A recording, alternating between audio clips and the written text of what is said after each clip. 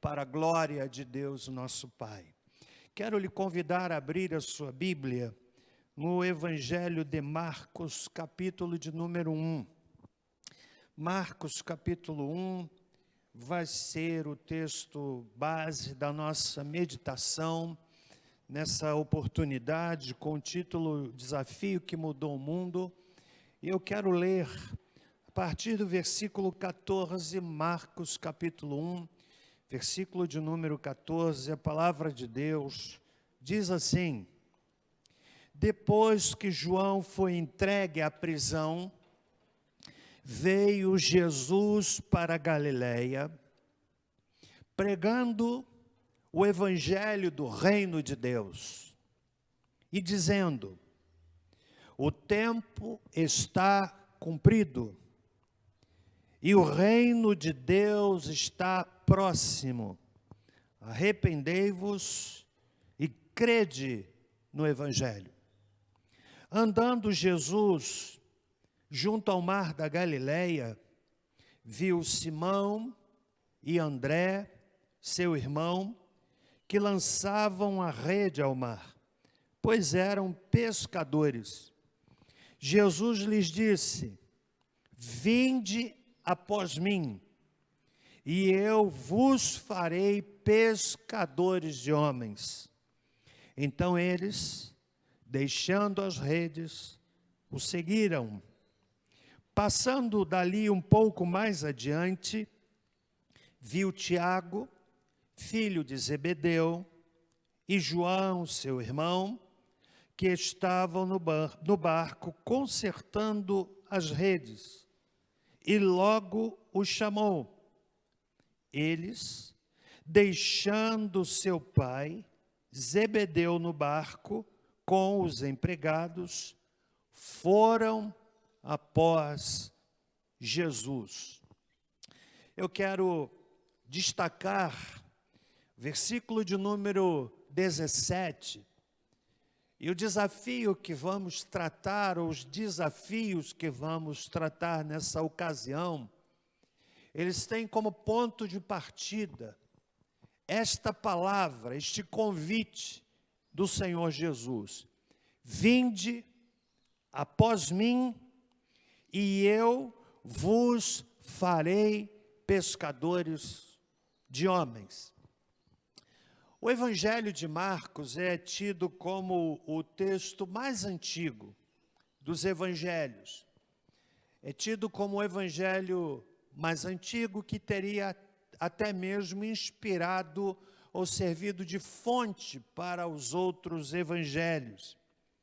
Na verdade, o Evangelho de Marcos, ele tem o seu foco não propriamente nos ensinos de Jesus, mas sim nos milagres que ele efetuou.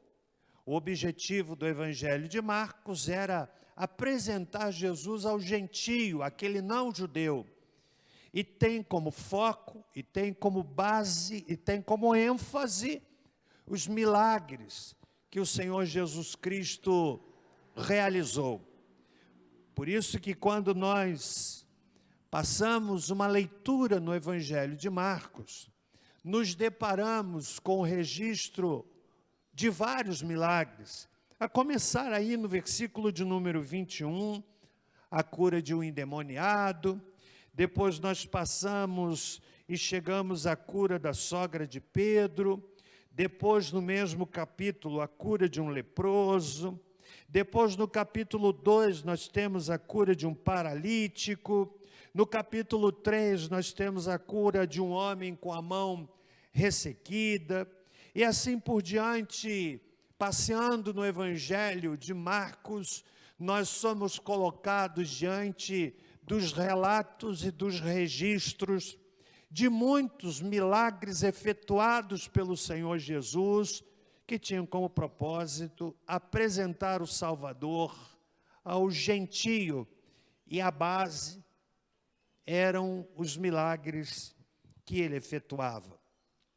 No texto que está diante de nós, que tem narrativas paralelas no Evangelho de Mateus, capítulo 4, versos de 18 a 22, e no Evangelho de Lucas, capítulo 5, de 1 a 11, nós temos aqui, no texto que lemos, as raízes, os primórdios da convocação, da composição do ministério apostólico de Jesus, que vai ser apresentado de forma mais ampla no capítulo 3 do mesmo Evangelho.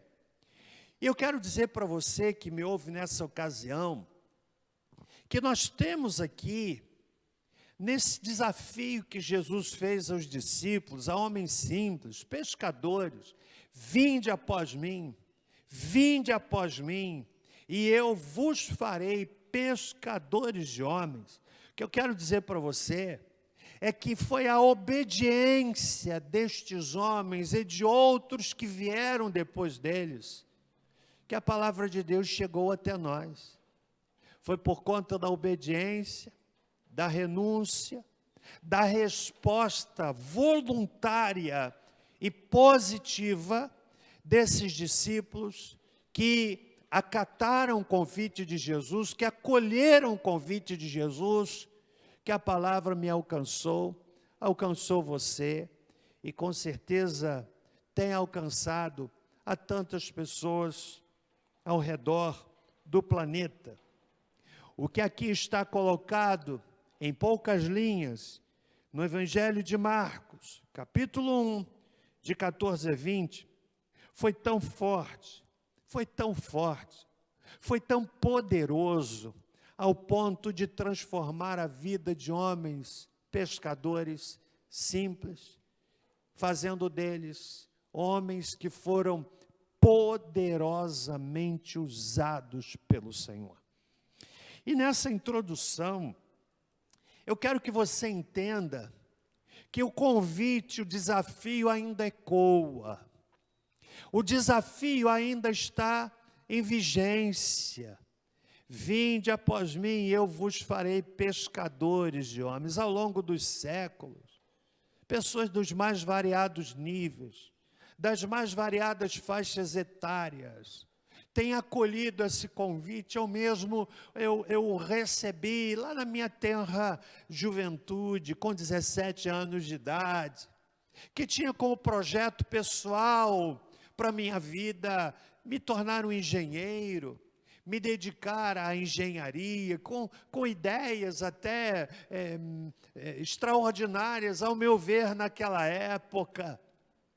E então o convite me alcançou, a mensagem me alcançou, o desafio caiu profundamente no coração de um jovem de 17 anos, lá no Rio de Janeiro.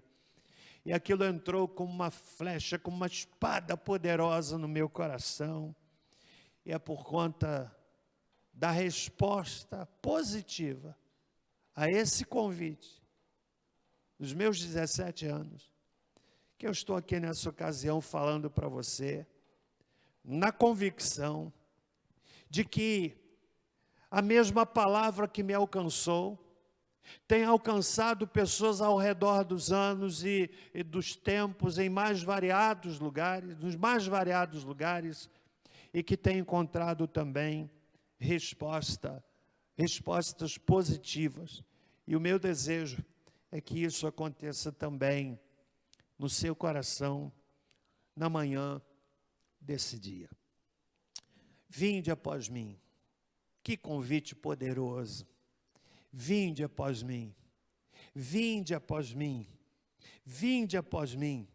Ao chamar os primeiros discípulos, Jesus não estava olhando necessariamente para o que eles eram. Do ponto de vista humano, eram pescadores sem qualquer influência.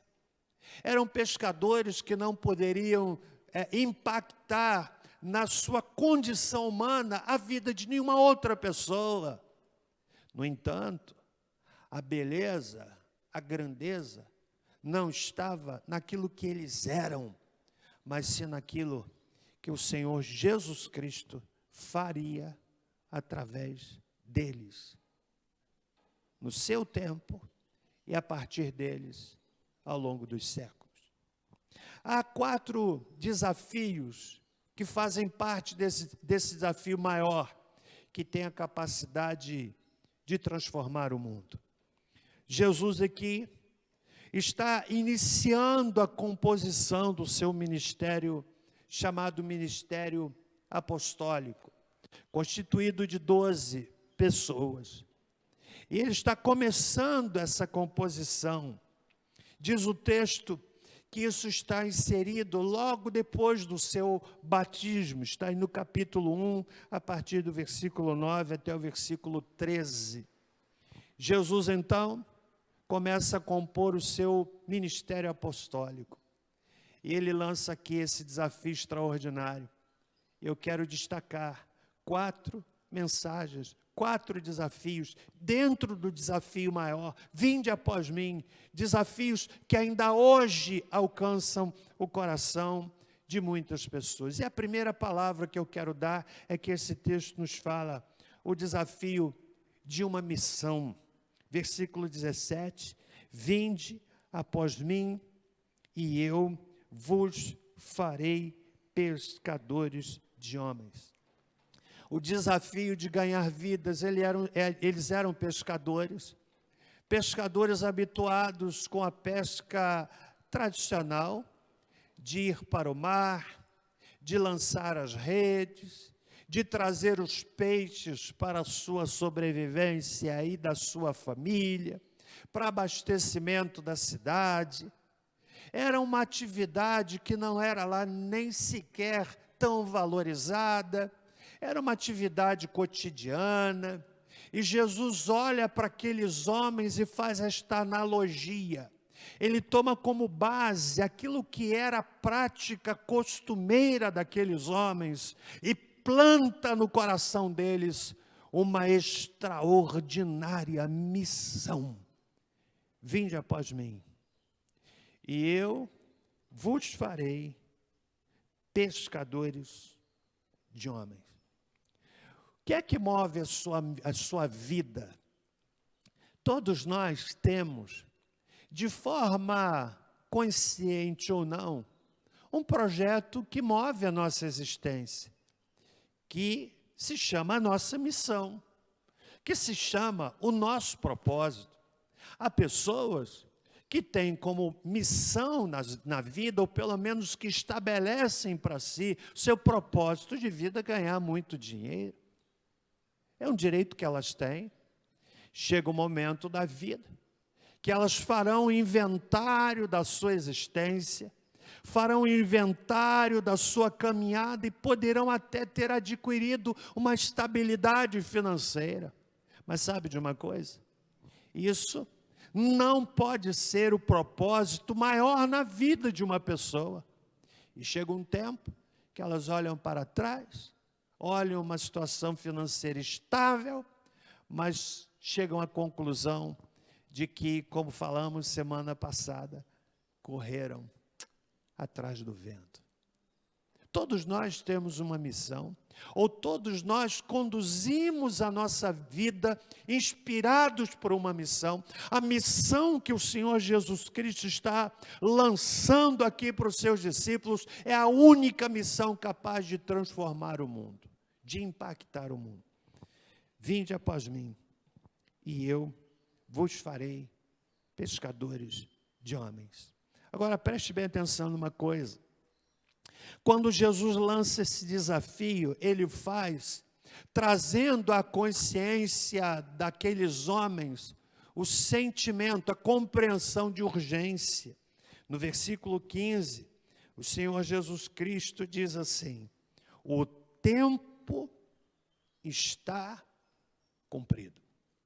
É interessante que na língua original, na língua grega original, há pelo menos 3 palavras que traduzem na nossa língua a ideia de tempo. Uma delas que tem a ver com eternidade, que tem a ver com aquele tempo fixado pela natureza.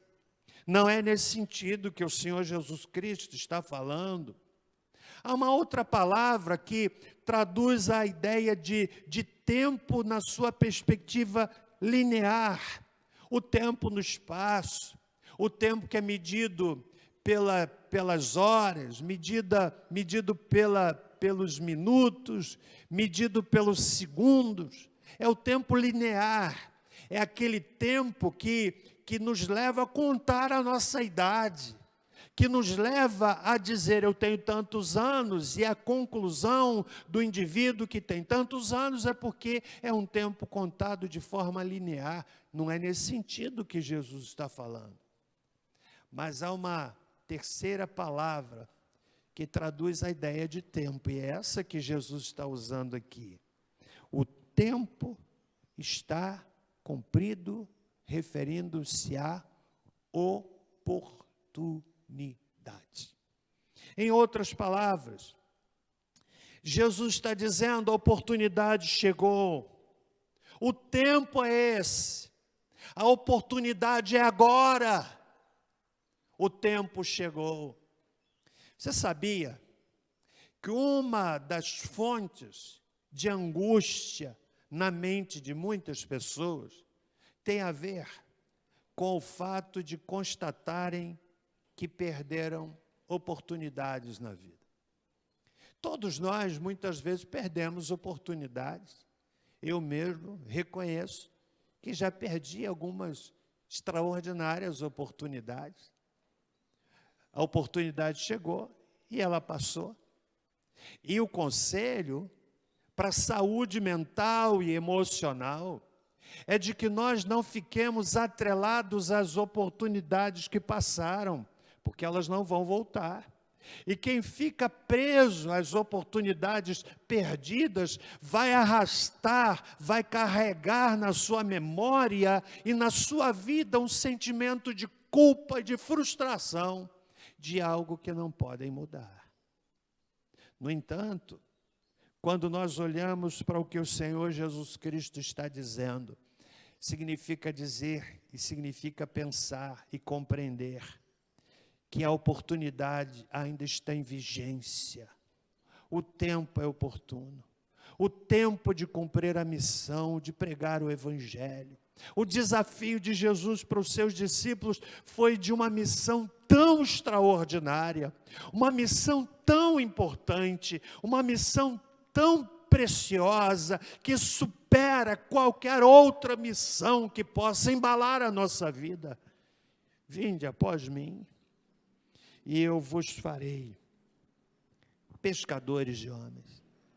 Esse é o primeiro desafio, que somado aos outros que lhes apresentarei no texto, tem a capacidade de transformar o mundo. Você compreende qual é a sua missão? Qual é a sua missão como pai? Qual é a sua missão como esposo? Qual é a sua missão como filho? Mas, acima de tudo, a sua missão como servo de Deus? Certamente, podemos dizer que uma das razões de encontrarmos muitos cristãos frustrados tem a ver com o fato de que não compreendem qual é a sua missão. Está aqui no texto que Jesus disse para aqueles homens. Ele está dizendo para você e para mim, vinde após mim, eu farei que vocês se tornem pessoas que vão impactar poderosamente o seu tempo. Eu louvo a Deus porque há muitos jovens em cujo coração Deus tem falado poderosamente. Eles estão compreendendo, sim, que podem avançar na vida secular, podem se tornar prósperos na vida secular, como engenheiros, como médicos, como professores e em tantas outras áreas, mas que têm uma compreensão clara que a missão maior para a vida não tem a ver com essa dimensão temporal, mas tem a ver com empenho naquilo que é eterno.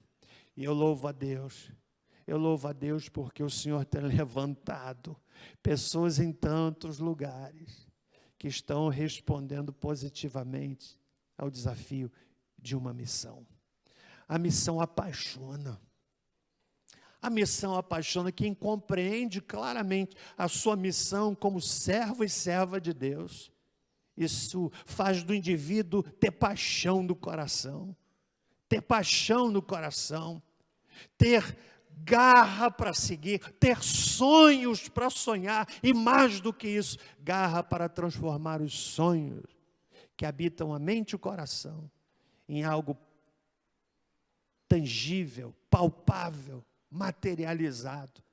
Jesus deu aos seus discípulos, então, esse primeiro desafio de uma missão. Segundo lugar, o Senhor Jesus lançou e deu a eles um outro desafio, que somado ao primeiro, tem a capacidade de transformar o mundo. Sabe qual é o desafio? O desafio de pregar a maior mensagem que alguém jamais pôde pregar. Jesus diz aí no versículo 15, a oportunidade chegou, o tempo está cumprido, o reino de Deus está próximo. Arrependei-vos e crede no Evangelho. Evangelho significa boa notícia. É a boa notícia de que o homem perdido pode ser salvo. É a boa notícia de que há o céu a ser buscado e o inferno a ser evitado. A boa notícia de que eu posso desenvolver um relacionamento direto, pessoal, sem intermediação de qualquer outra pessoa na perspectiva humana, a não ser por Jesus Cristo. Eu posso me relacionar com Deus. É a boa notícia de que eu posso ser perdoado. É a boa notícia de que os meus pecados podem ser apagados. Essa é a boa notícia. Essa é a mensagem mais fascinante que alguém jamais pôde ouvir. Arrependei-vos, crede no Evangelho. Preste bem atenção. A mensagem é a mesma. É a mesma mensagem pregada lá no primeiro século, numa terra simples, no meio de gente simples. É a mesma mensagem que entrou no segundo século, que chegou na Idade Média, que saiu da Idade Média, que tem alcançado ainda hoje as pessoas nos mais variados lugares. Crede no Evangelho, arrependei-vos. Mas eu preciso dizer que faz parte dessa mensagem extraordinária o chamamento ao arrependimento. Na verdade, a palavra original que traduz arrependimento é mudança radical na maneira de pensar. E sabe de uma coisa? Só o Espírito Santo de Deus pode provocar isso no coração e na mente de uma pessoa. Nós até podemos, à luz de argumentos da lógica, convencer a mente, mas só o Espírito Santo pode converter o coração. E essa é a mensagem poderosa que Jesus confiou aos seus discípulos. Arrependei-vos, crede no Evangelho. No Evangelho de Mateus, aqui mesmo, no último capítulo do Evangelho de Mateus, o Senhor Jesus Cristo já havia ressuscitado, e antes de voltar para junto do Pai, ele diz assim: toda autoridade me é dada no céu e na terra. Ele reitera aquilo que ele diz no início do seu ministério, na composição do ministério apostólico.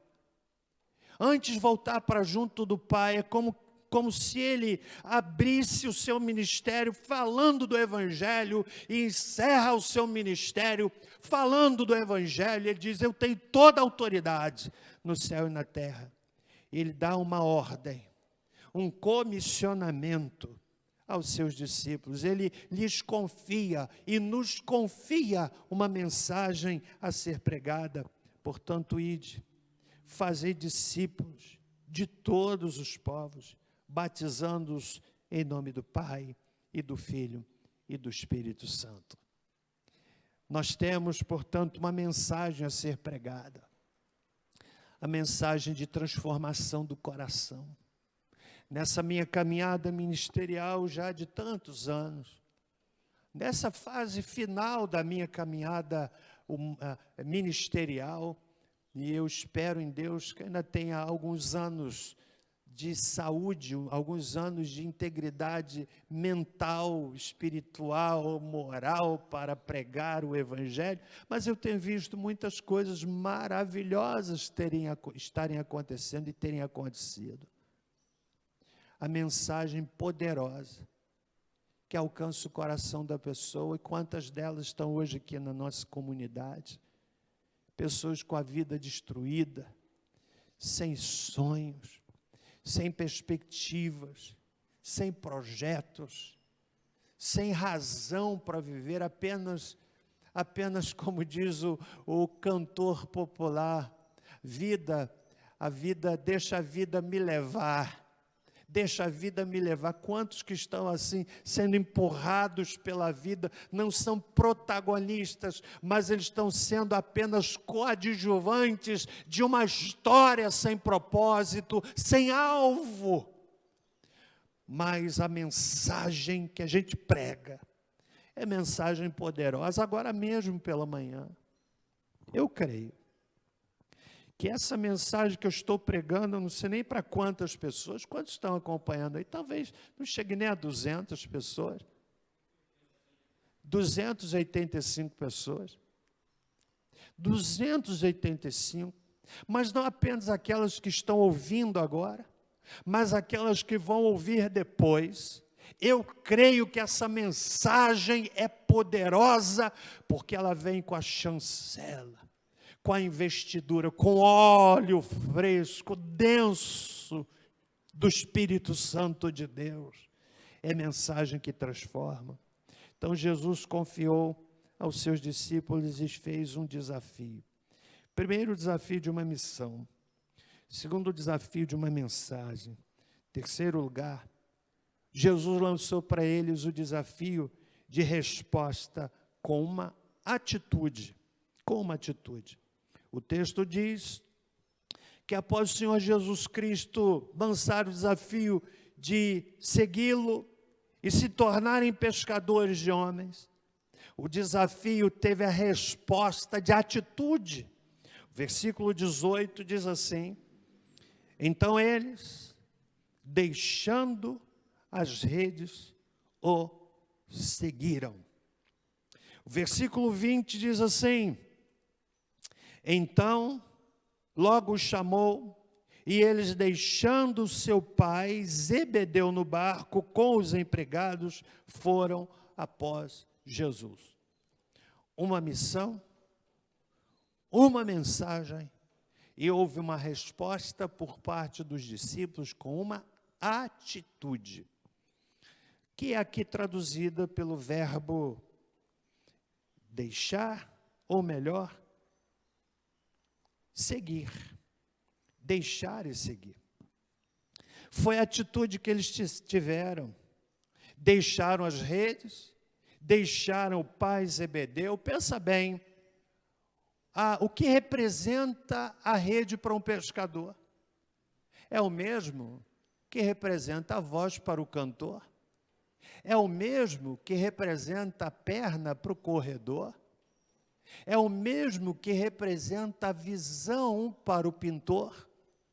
É o mesmo que representam os dedos para o músico, o pianista? Se bem que há pessoas com uma capacidade extraordinária que até conseguem tocar com limitações físicas.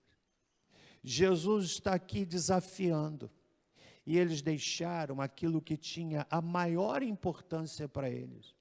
Deixar a rede era deixar a sua fonte de sustento. Deixar paz, sobretudo numa cultura judaica, onde a figura do pai tem um peso tremendo. A figura do pai um peso maior do que a figura da mãe. Mas houve uma resposta de atitude diante de um desafio extraordinário. Vinde após mim e vos farei pescadores de homens. Quero que você preste bem atenção. Talvez eu esteja falando aqui a pessoas que já ouviram o suficiente do Evangelho, que já foram tocadas. Se você tem acompanhado, mesmo que virtualmente, o culto desta comunidade, eu garanto que você já ouviu o suficiente para compreender. Sabe o que é que está faltando? Atitude. A Bíblia diz que Jesus os chamou. Não foi um convite eloquente, foi um convite simples, mas poderoso. Venham após mim, vocês vão se tornar pescadores de homens. Isso foi tão forte, tão poderoso. Entrou como uma espada no coração daqueles homens. E a minha Bíblia diz que eles deixaram redes, deixaram pai, para seguir a Jesus. Sabe o que é isso? Atitude. Nada acontece sem atitude. Há pessoas que têm projetos lindos, têm planos maravilhosos, mas falta nelas atitude. Atitude. É a atitude que move, é a atitude que faz com que as coisas aconteçam. Uma missão, uma mensagem, uma atitude. Em quarto e último lugar, você sabe o que é que esse texto me ensina? Desse desafio que transformou o mundo. Milhares de pessoas estão sendo alcançadas. Eu me lembro que a última mensagem pregada antes do isolamento social, compartilhada aqui na igreja, foi: Deus me deu a seguinte palavra: a igreja sobrevive sem ajuntamento social? Sobrevive. E ela tem sobrevivido. Tem sobrevivido. Não apenas aqui. As igrejas estão se mobilizando, evangelizando através da rede social. E eu acredito que, quando nós nos reunirmos de volta, nós encontraremos uma igreja mais forte, mais fervorosa, mais dedicada. Eu creio nisso. Eu me lembro de um documentário que eu assisti lá da Etiópia, na época em que o comunismo ateísta chegou ali à Etiópia. Esse documentário é fato. E as igrejas que estavam estabelecidas tiveram seus templos confiscados. E lá em Addis Abeba, especialmente em Addis Abeba, na sua capital, na Etiópia, uma igreja que contava à época com 5.000 pessoas, uma igreja simples, se reunindo numa tenda muito simples, coberta com material muito simples, sem paredes. Aqueles irmãos e irmãs ali naquele templo, que era o seu único lugar de adoração, e tiveram seu templo confiscado. E durante o período de vigência do comunismo, o templo confiscado, usado para o governo, a igreja começou a se reunir na clandestinidade, em grupos pequenos, orando, buscando a Deus.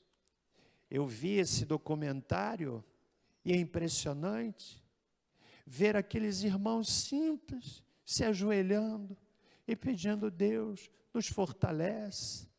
Deus faz com que a palavra alcance pessoas. E foram anos de clandestinidade, anos a igreja se reunindo sob ameaça de perseguição, a igreja atuando, a igreja orando, e tudo parecia crer que aquele período seria o período de morte da igreja. Mas a igreja sobrevive sem ajuntamento. Sabe por quê? Porque o seu comandante em chefe, o Senhor da igreja, Jesus Cristo, enfrentou a cruz, foi levado ao sepulcro, mas ao terceiro dia ele ressuscitou. Como o coro ainda cantou ainda há pouco. Sim, ao nome de Cristo, todo joelho se dobrará e o confessará como Senhor. Você sabe o que aconteceu? O comunismo caiu, a igreja foi liberada, tiveram o templo devolvido. Quando foram dispersos, eram 5.000. Alguns poucos anos depois, quando tiveram a liberdade de voltar a se reunir, de 5.000, já não eram mais 5.000, agora eram 50.000. Você sabe por quê? Porque tem algo poderoso nessa mensagem. Eu estou pregando aqui com meu coração em chamas, estou falando para uma câmera, tem poucas pessoas aqui. Mas eu estou entendendo que é como se o Espírito Santo me colocasse como um arauto, falando, gritando, proclamando para você que está na sua sala, no seu quarto, você que está ouvindo agora. E eu tenho certeza que o Espírito Santo está falando a você. E aqui a gente tem o último desafio. O desafio de uma missão, o desafio de uma mensagem, o desafio de uma atitude, mas temos também o desafio de um compromisso. Compromisso. Olha o que diz a Bíblia. No versículo de número 18, então eles, deixando as redes, essa atitude, o seguiram, compromisso. Os discípulos não se tornaram seguidores esporádicos, ocasionais, sazonais, de época em época, não. Há muitas pessoas que são seguidores ocasionais, que talvez só venham à comunhão da igreja em tempo de tribulação, ou então venham assim quando deu vontade. Eu estou me referindo até mesmo membros da igreja, gente que não entendeu que não é possível se tornar um discípulo de Jesus, um seguidor de Jesus ocasional, apenas por alguns momentos, de épocas em épocas, de tempos em tempos. Aliás, eu vivi uma experiência muito interessante há uns poucos anos atrás. Olha que coisa. Nossa igreja é muito grande, 1.300 membros, pelo menos no seu hall de membros. E eu andava na rua e vi uma querida jovem que foi membro da nossa igreja, rolado do nosso hall de membros. Olha que diálogo, preste bem atenção. Barra do Piraí é uma cidade pequena. Eu passei por aquela moça e disse: ô filha, você está sumida da igreja? E ela deu aquela desculpa que muitos crentes dão: sim, passando por alguns problemas. Mas olha a pergunta que aquela prezada, abençoada me fez. Ela fez assim: pastor, o senhor ainda está lá na igreja? O senhor ainda é o pastor da igreja? Eu fiquei pensando, que abençoada. Está tão desligada, está tão desconectada que pergunta se o pastor ainda era o pastor da igreja. Pensa no tempo que ela está fora, no tempo que está distante. Sabe por quê? Isso tem um nome: falta de compromisso. É difícil lidar com gente que não tem compromisso.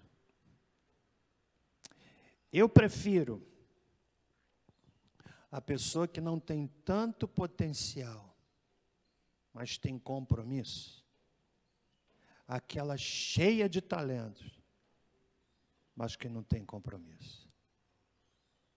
A obra de Deus não é movida com as mentes brilhantes, mas é movida com as mãos e os pés de gente que é pau para toda a obra, que diz: eu estou para o que der e vier,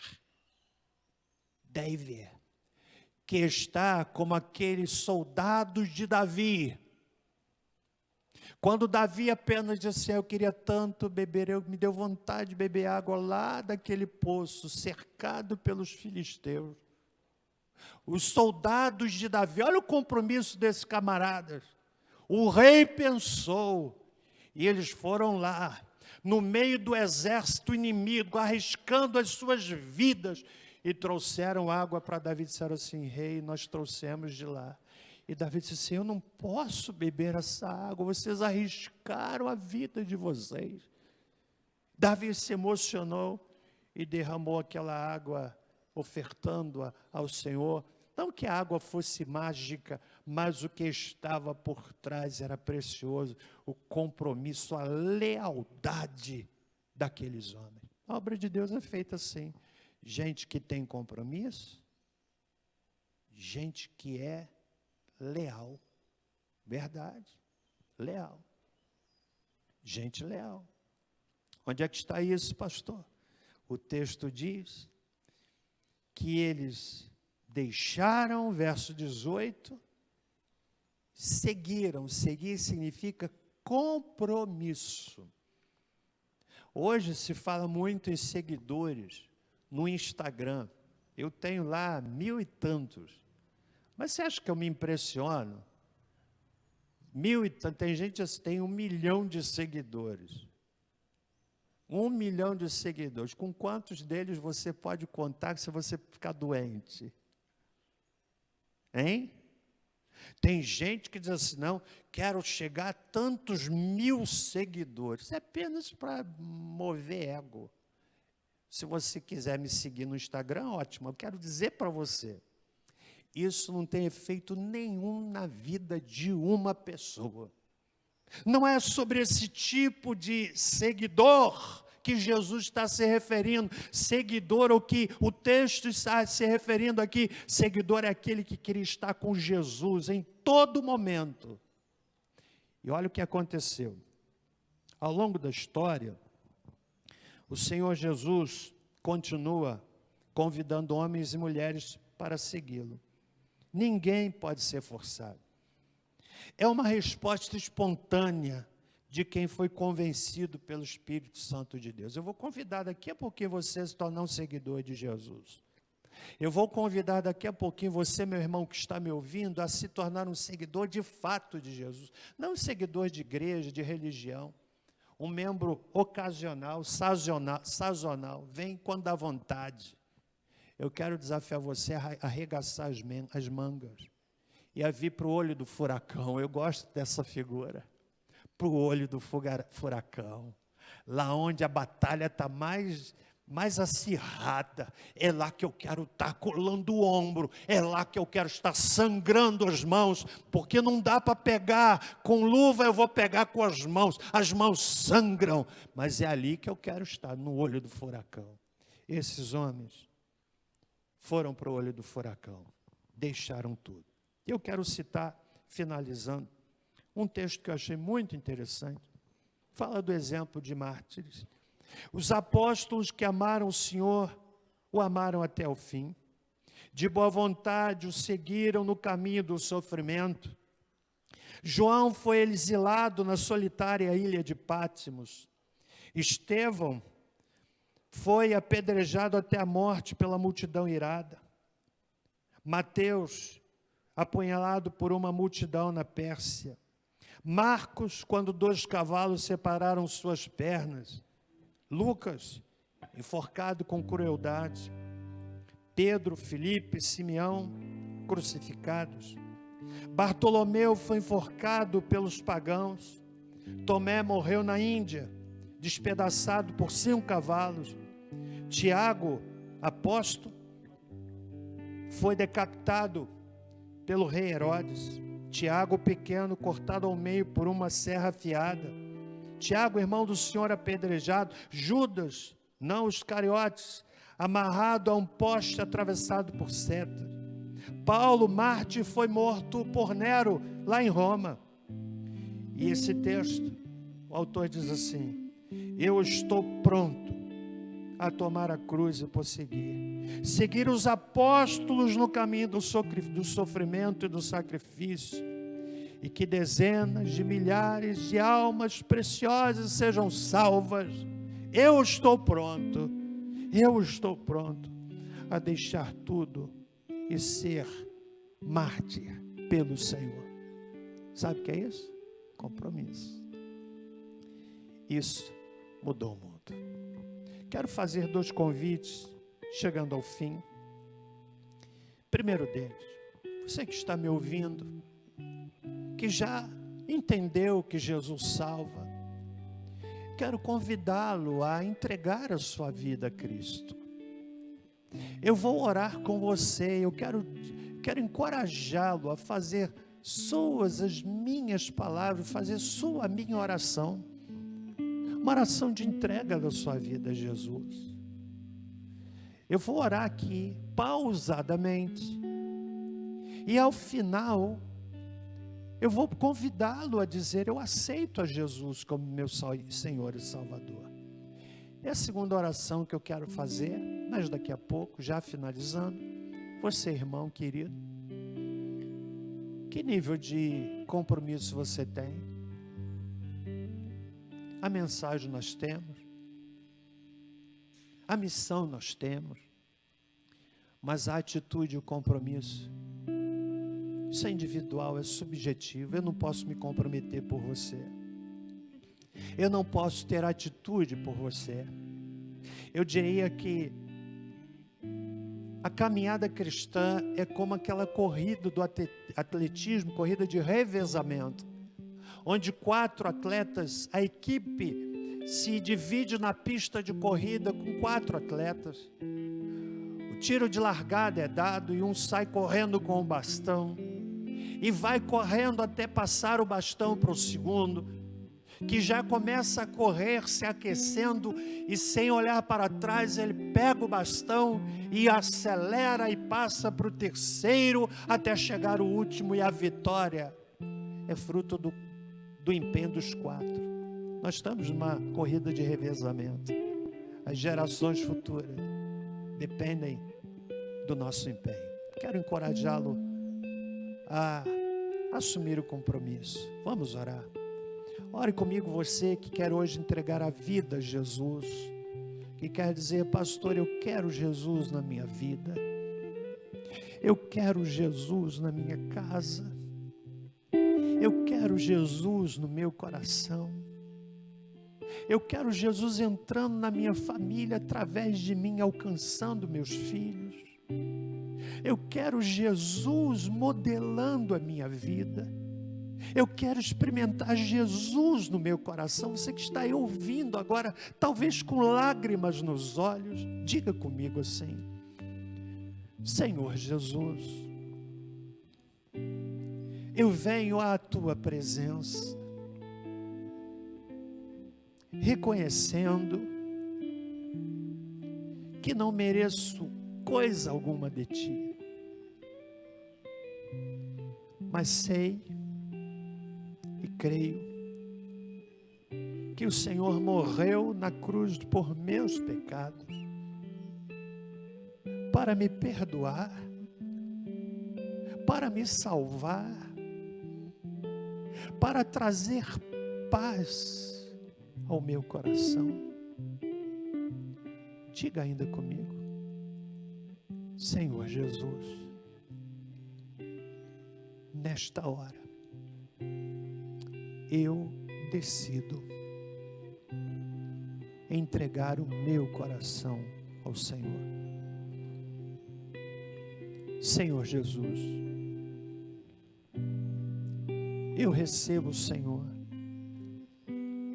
na minha vida. Obrigado, porque o Senhor me aceita. Diga ainda aí baixinho onde você estiver: obrigado, porque o Senhor me perdoa. Obrigado, porque a tua paz entra no meu coração. Continue assim.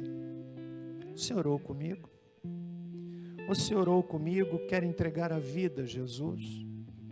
Então eu quero convidar você nessa hora a dizer aí no seu chat, pega ali o celular para mim, diga aí: eu aceito, eu orei, pastor, com você, eu orei, eu aceito a Jesus, Que tal se você fizer isso? Pastor, eu orei com você agora e eu aceito Jesus como meu Senhor. Nós queremos identificar você, queremos orar por você. Coloque aí no chat, eu aceito. Enquanto você vai colocando, você que orou comigo, você pode colocar também, fazer contato aí com o celular que você vai ter agora aí, um WhatsApp da nossa igreja,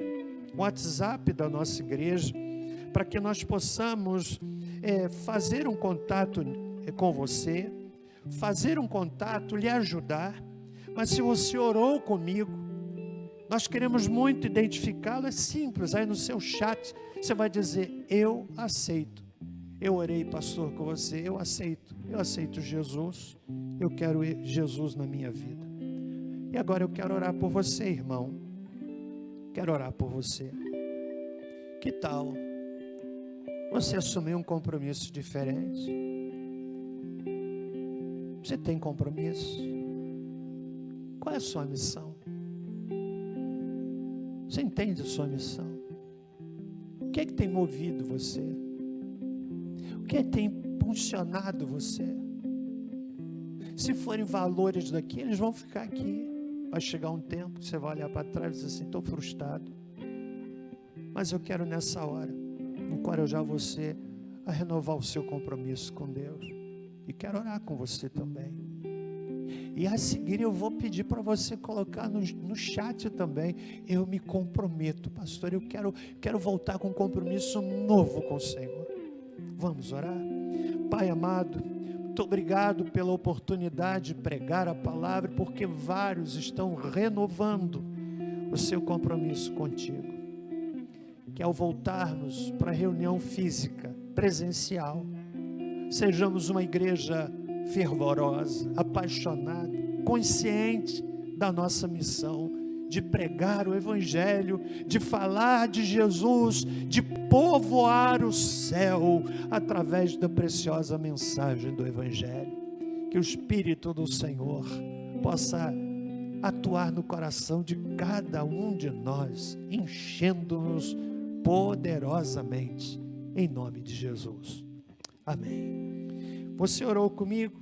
Você se compromete? Olha, vários aqui estão dizendo: eu me comprometo, eu me comprometo, eu me comprometo. Se você está aceitando a Cristo, diz: eu aceito a Jesus, eu aceito. Nós vamos ouvir aqui o pessoal do louvor, já caminhando para o fim. Você ainda pode colocar aí: eu quero renovar, eu me comprometo. Glória a Deus, que bom ler. Você está criando um documento que vai ficar registrado só na eternidade, certamente.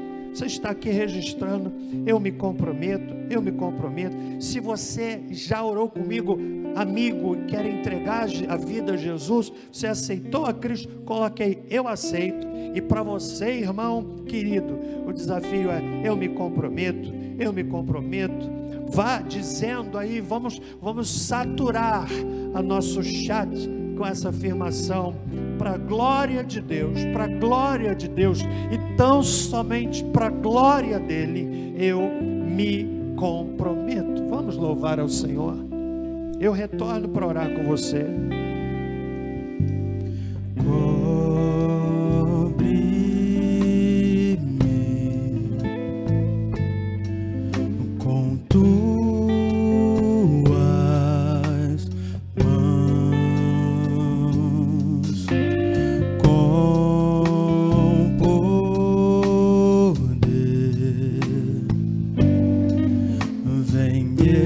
Esconder, Senhor.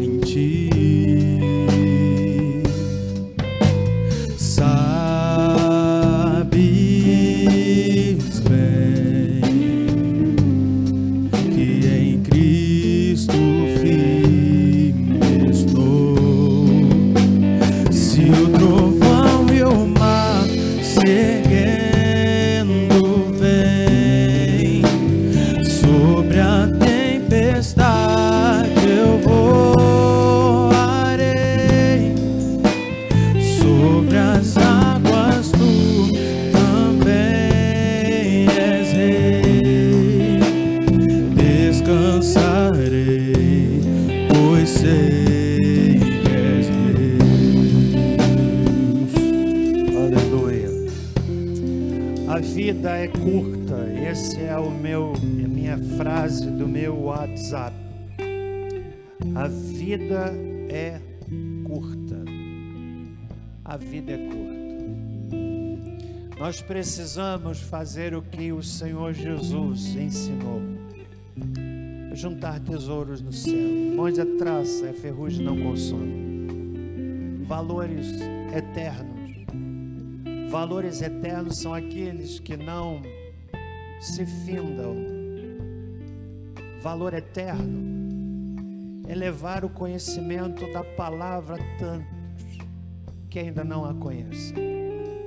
Pais zelosos em ensinar a palavra do Senhor aos seus filhos, na universidade, no trabalho, onde quer que nós estejamos e por onde quer que passemos, possamos exalar o bom perfume do Senhor Jesus.